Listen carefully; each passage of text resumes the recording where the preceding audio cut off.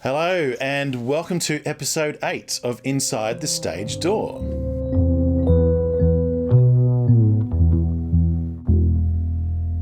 Today's guest is, now I need a big breath to say all this, actor, singer, teacher, cabaret star, recording artist, songwriter, backing vocalist, 2019 Adelaide Fringe Frank Ford Award winner, Helpman Best Cabaret Performer nominee twice, and winner of the 2015 International Cabaret Contest. Welcome to Inside the Stage Door, Michaela Berger. Thanks for having me. I'm just going to start with a couple of quotes if I could. She has one of the finest voices this state has produced. The songs, all from the pen and the heart of Michaela Berger, are beautiful. This woman is pure bliss to watch, heaven to listen to, an asset to the cabaret community. What goes through your head when you hear those quotes? Yeah, some people say I never read reviews, but I do read reviews. But I never it's very hard to see them as yourself.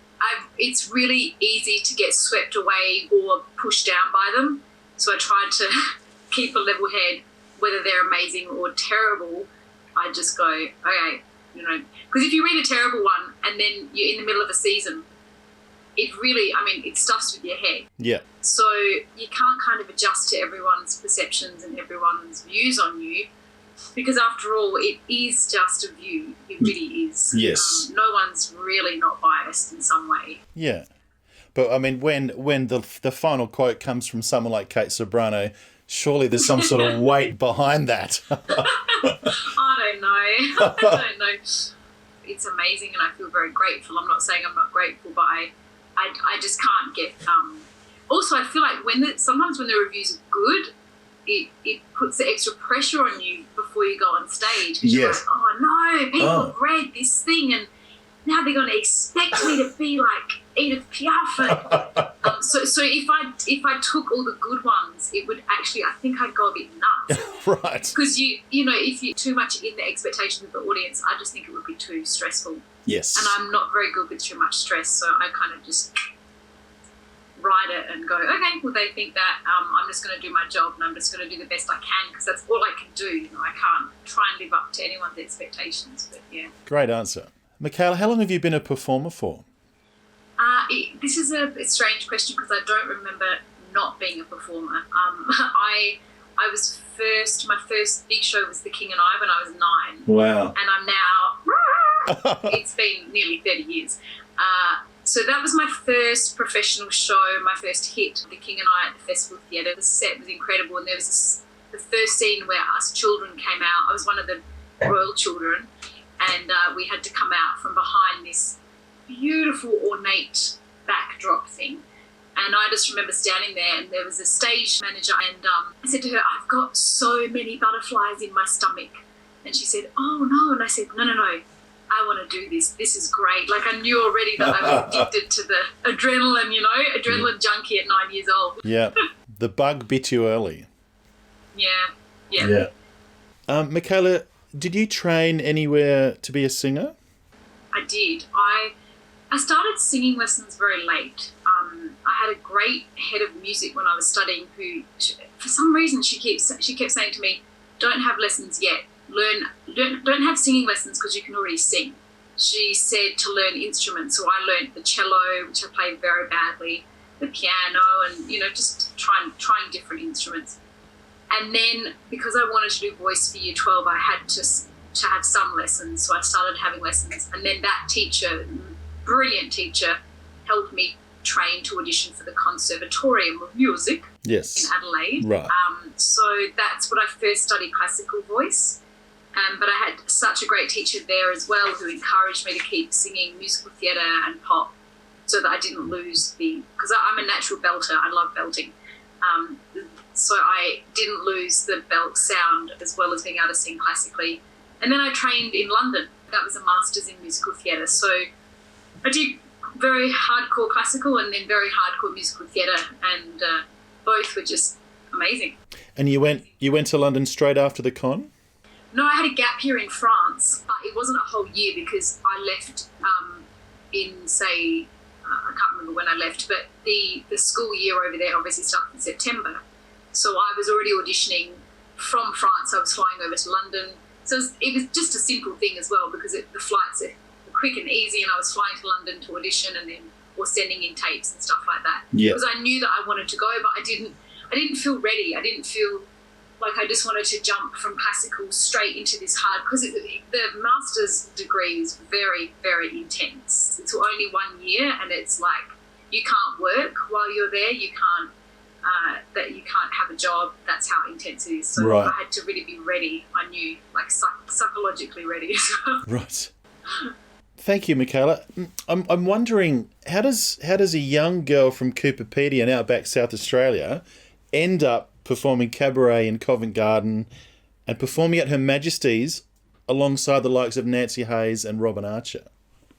I always put it down to my mum, because she still is a massive performing arts fan. So she loved, when she was younger, she said she always had to choose, she had to make this decision between going to the movies, and she had 1 shilling a week or something, and she had to make a decision between going to the movies or doing a ballet class. And she wanted to be a dancer, but she chose the movies because she just loved, performance and performing arts.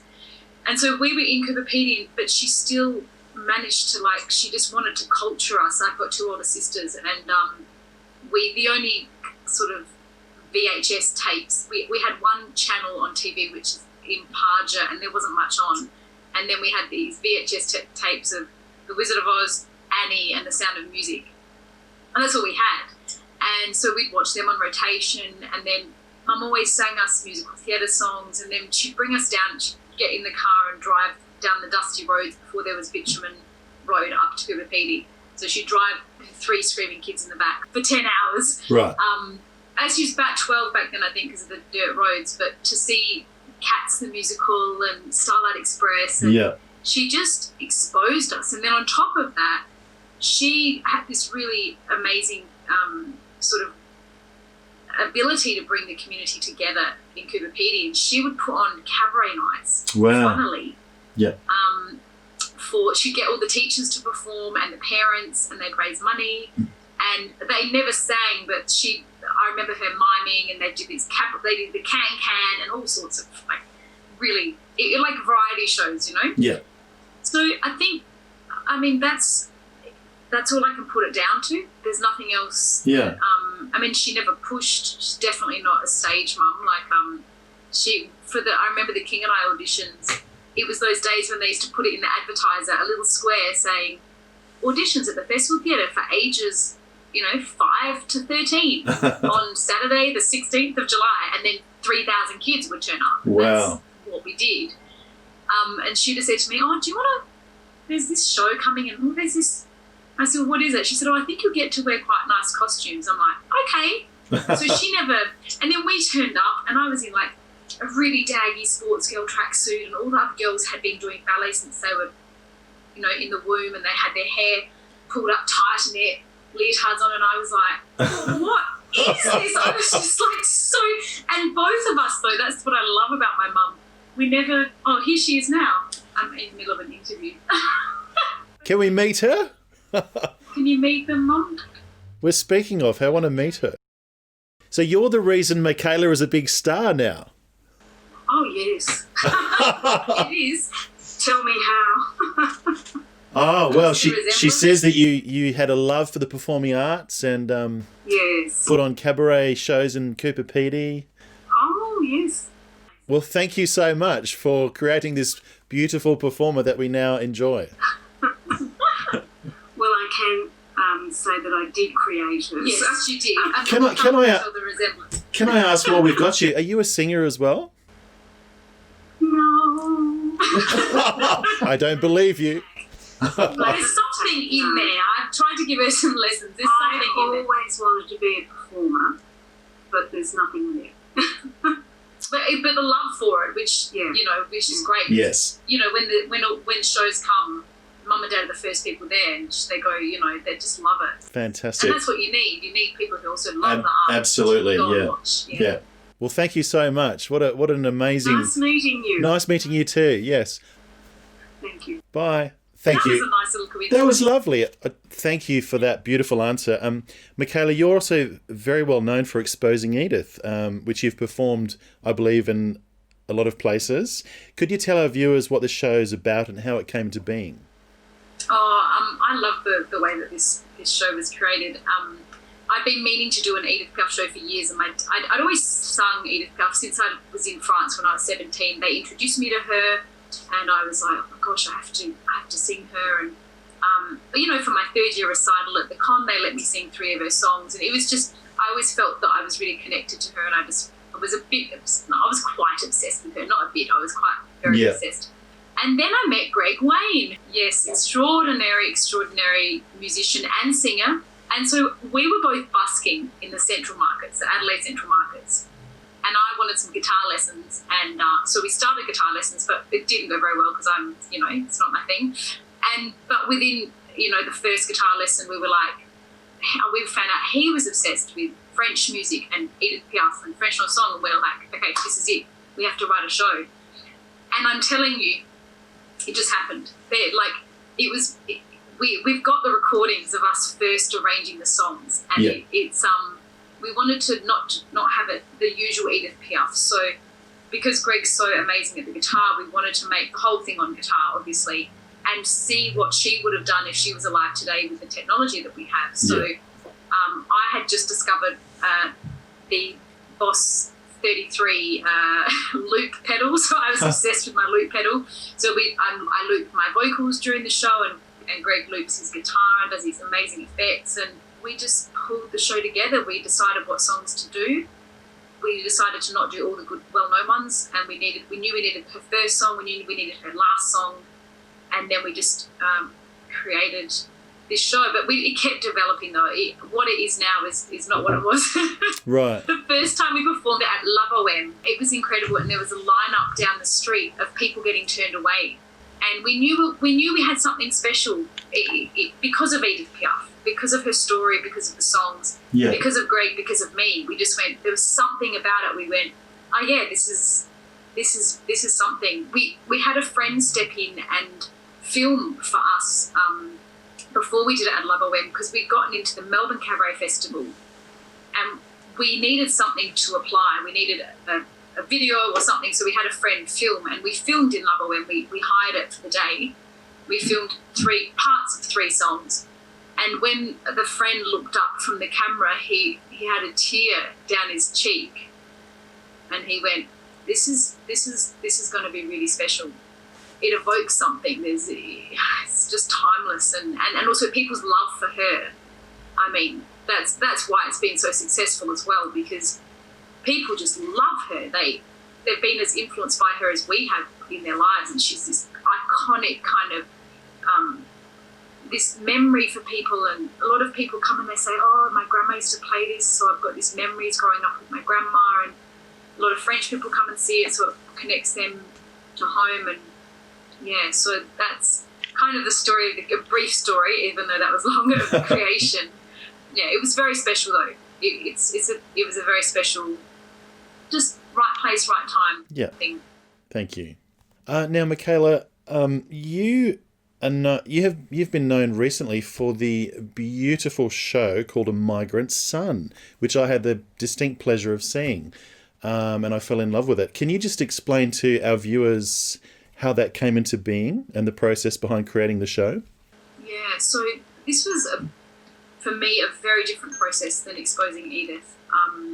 I think I felt the pressure of the standard that exposing Edith was at when I was commissioned by the Adelaide Cabaret Festival to write this show. I don't know if commission is the right word, but they booked me to create the show for the festival. Yeah. And it was only built on a concept, like it was literally an idea, because they were asking me, pitch some shows, and I had lots of ideas. And then this one, I was like, oh, what about, there's another one, there's an idea to write an original show about my dad. Yeah. And my family, and she went, yep. And I was like, no, that's the hardest one. Why did you say yes? Absolutely, Yeah, so that's how it came into being, and I approached it very differently than exposing Edith, because I knew the entry level of it had to be where Exposing Edith is, or as close to Exposing Edith level as possible. Yeah.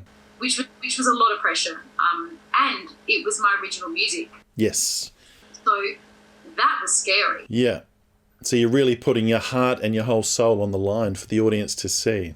Yeah. Yeah. And not knowing, like with Edith Piaf, people either love her or hate her, but yeah. you know that people who come to the show, they know her songs, or they're bought by a friend who knows her songs. There's some kind of connection. So it was a lot more vulnerable to go, okay, firstly, there's all these characters that people don't know, my family. Then secondly, there's all of these songs that no one's ever heard. So yeah, it was scary. I really had to dedicate weeks and weeks to writing it. I mean, it took about 1.5 years to write it, but there were blocks of time where I was touring a lot at the time with Edith, so I was writing in hotel rooms, and I remember rehearsing in hotel rooms because I knew I was going to start performing it a week after or something. Yeah, right. So that wasn't the same approach that we did for Exposing Edith. And I had a lot. I purposefully sought more help. So I had two dramaturgs, Sally Hardy and Elena Karapidis, and I had a director, Jane Packham, and I had a music arranger, Dave Higgins, who did some backing tracks because the first incarnation we didn't have a full band. So that was also really special. I also had a music mentor, Jethro Woodward, because I knew that I was so connected to these songs. They were just so much a part of me that I had to have some outside perspective because it was my life story. Yeah.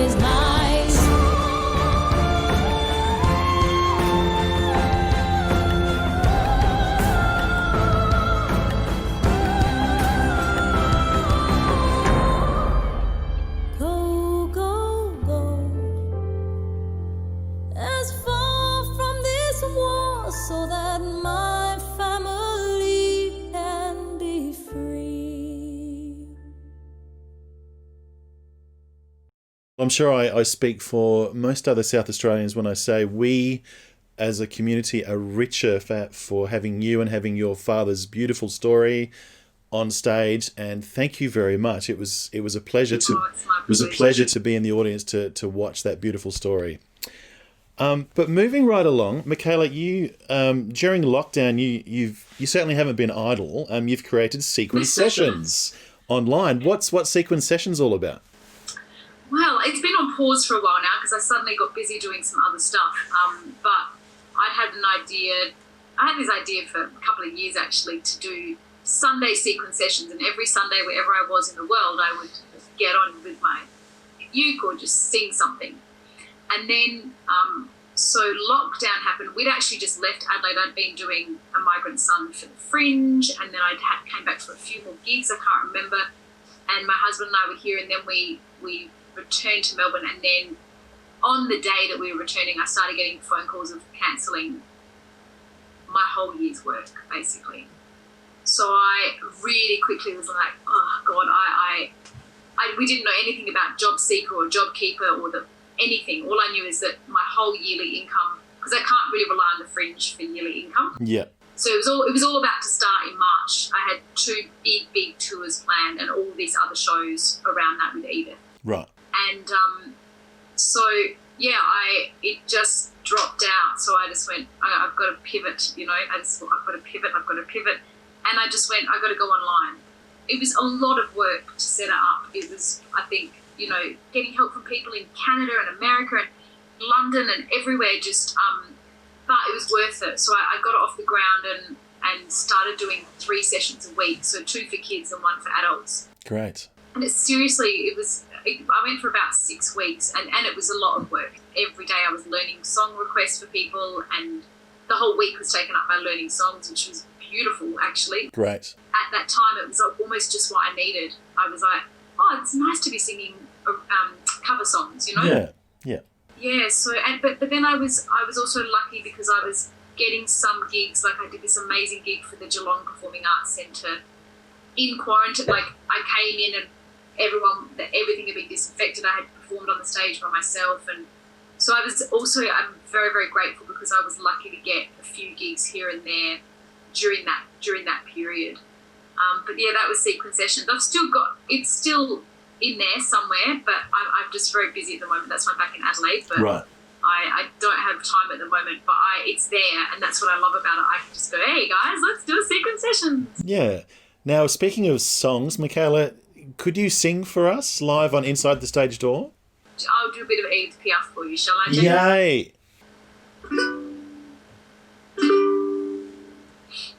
Quand elle me prend dans ses bras, il me parle tout bas, je vois la vie en rose. Il me dit des mots d'amour, des mots de tous les jours, ça me fait quelque chose. Il est entré dans mon cœur une part de bonheur dont je connais la cause. C'est lui pour moi, pour lui dans la vie. Il me l'a dit, il a juré pour la vie.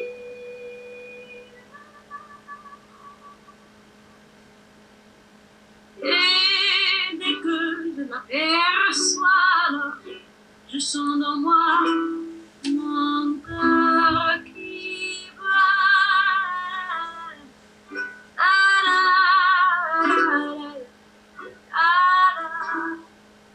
Mon cœur qui bat.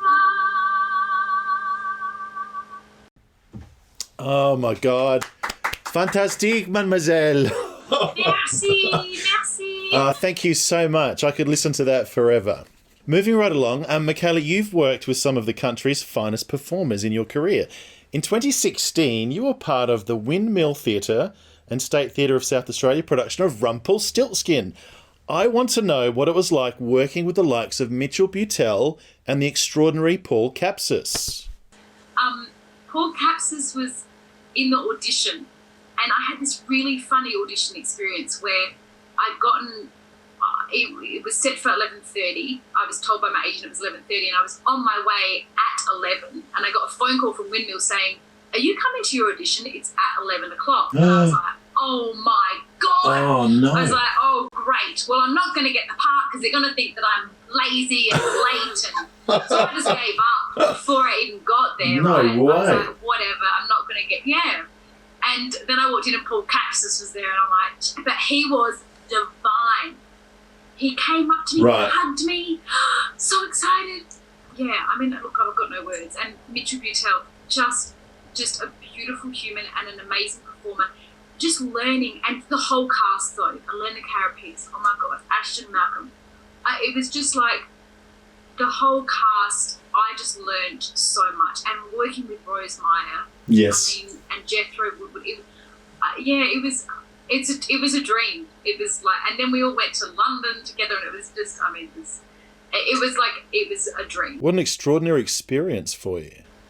It was amazing. It was really, really amazing. And it was all because I'm so small and needed someone like that big to play the part. Yes, that was the only reason they cast you. I'm sure there's more than that. Well, it definitely helped. Helped. Absolutely. Now, speaking of performing with extraordinary human beings, you've also performed with Broadway legend and composer Jason Robert Brown, if I'm not mistaken. How did that experience come into being? That was awesome. So that was one of the, I think it was the second Adelaide Cabaret Festival, or even the third, I can't remember which year it was that he came. And I was lucky to be in a sort of circle of singers working already, because we were at the con at the time, so we were already working and studying. And I can't remember who gave us the job, but there were four of us or five of us who they needed to sing with him, to perform with him at the Playhouse. And I got the part, and it was so, I mean, he's a genius. And working with him was so cool. He was just, you could feel the air of genius in the room. Like the way that he rehearsed, even there was no bullshit. There was no chatter. It was just like, oh my gosh! And we sang some of his incredible songs, and we were like the backing chorus, and it was just But then I saw him years later when he came back to Adelaide, and hi Jim. It was like one of those moments. I'm like, I sang with you, and he was like, who are you? Yeah, of course you did. No idea. Yeah. Anyway, I still was like, fangirl. Absolutely, that's extraordinary. Now, Michaela, could you share with some of our viewers your warm-up techniques before hitting the stage? Any secrets you can impart? The most thing that I focus on is my body. The first thing I mean, you know that as a singer, so like the first thing I focus on is my body. And once my body's warmed up, then I do vocalies, I do a lot of, God, I haven't actually performed singing since Secret Sessions for a long time, but and I think the main thing that it's a lot of psychological stuff, to be honest. Right. A lot of like psyching myself into it and psyching my vocal folds into it, because I'm talking the whole time and singing. It's a very big vocal demand. So you'll see me mostly releasing and just getting into my body. And that's about relaxation for you? Yeah, it's about being present and set. Right. Because if I stood there and thought of what was about to happen, I would probably not go on stage. Right. If you think about it, you're standing there and you're about to go on stage in front of 1,000 people, and it's just you talking and you singing for 90 minutes, or 80 minutes. Yeah. There's a little bit of pressure there. So I just really treat it like a job, because I have to. Otherwise I would probably be a nervous wreck. I mean, what I've realised actually since this whole lockdown thing is how much adrenaline and cortisol was always in my body when I'm touring. Yeah, right. Because I care so much about it. I don't get complacent. Every time I go on stage, I care. I care about the audience. I care about their connection to me, to the music. So there's a lot of caring going on. Yes. And that brings a certain level of energy, a certain level of nerves or adrenaline that I realised was very big when this whole thing stopped. When I got to stop, I was like, oh yeah, my body is always, always ready, which isn't necessarily a good thing, So it's good for me to see the other side of it, that it can get quite taxing on the adrenals and. Yeah, right. Thank you, Michaela. Could I just ask, what advice would you have for young performers looking to pursue a career in the arts, especially in this environment where the government doesn't appear to be supporting that as a career path for young people? I feel for the youngies. I we've kind of had it a bit better, I think, because of not having this COVID thing.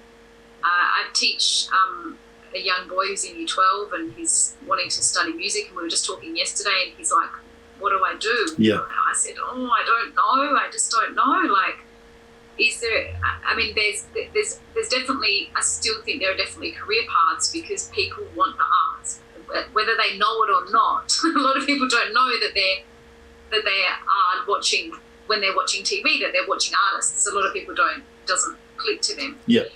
I would say,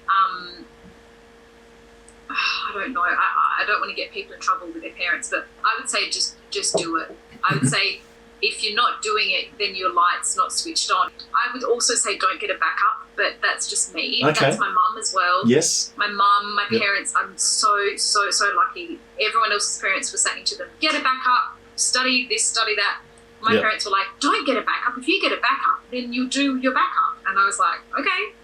At the same time, I think they have to be aware that you do make big sacrifices, you know?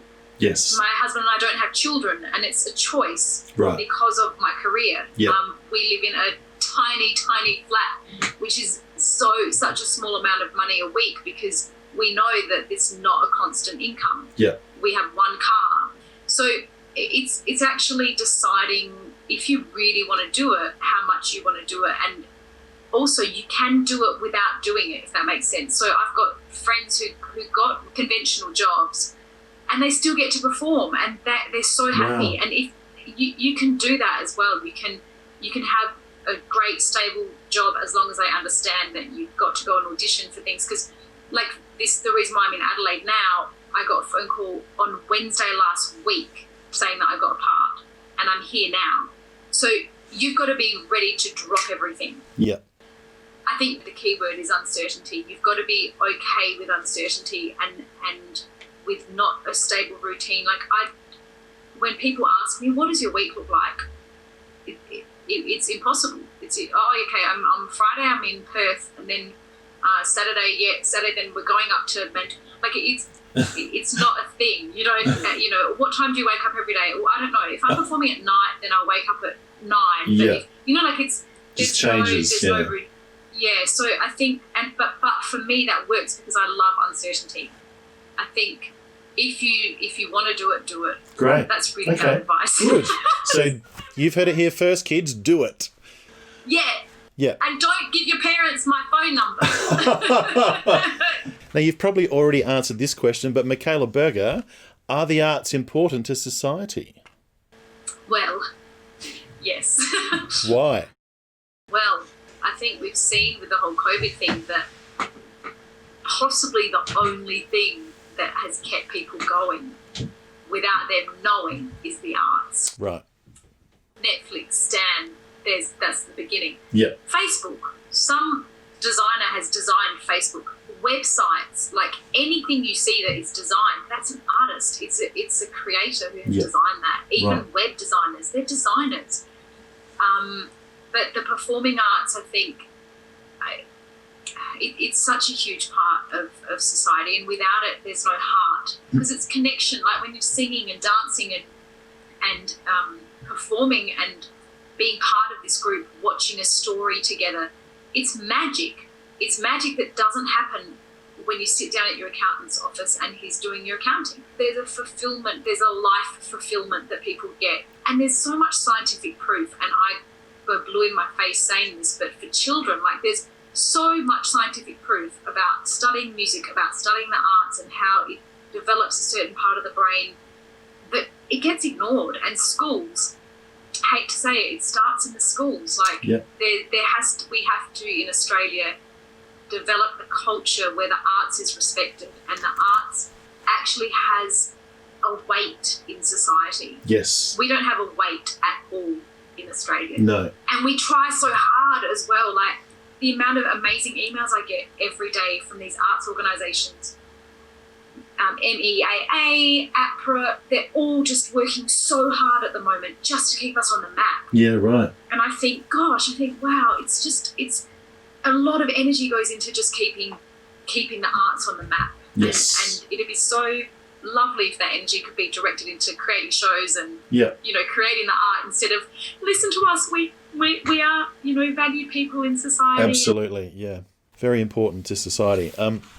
Michaela, once this crazy world that we're living in, once restrictions are lifted, what's the first thing that you're going to do that you can't do now? If they're restricted to go overseas, I just want to go back to New York. New York, okay. That's mine. Yeah.